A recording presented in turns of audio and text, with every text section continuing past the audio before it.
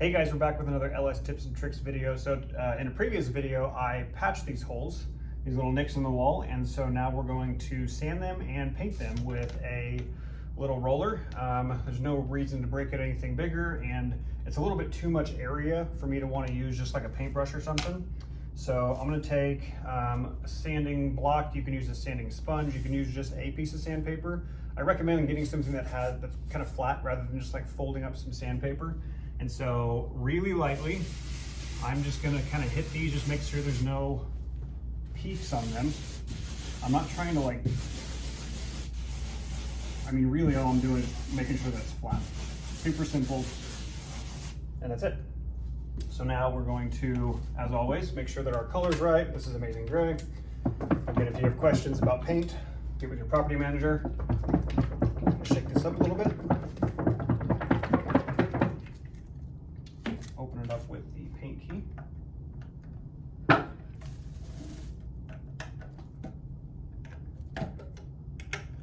There are, fun accessories that you can buy to clip to like the lid to make it to where it's easier to pour. So you can use those if you want. Really all I'm gonna do is just pour that in. I don't need a ton, and then just gotta be patient with it. If it drips down the side of the can, that's why I have this guy. So I'm just gonna wipe that up, wipe the rim a little bit, and that's pretty much it. And then I will load up my brush, or not my brush, my roller. And then probably the biggest mistake that people make when painting is they think, well, it's the same color, it'll match, and so that'll work. The problem is it doesn't.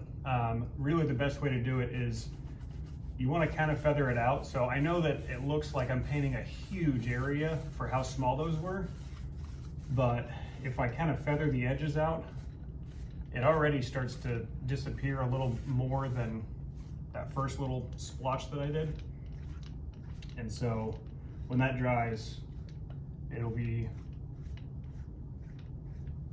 completely disappeared. So load it up again, do the same thing over here.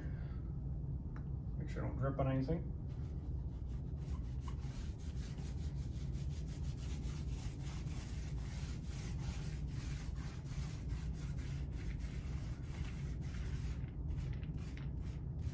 You notice I didn't put a ton on it, so I'm not really worried about it dripping on anything.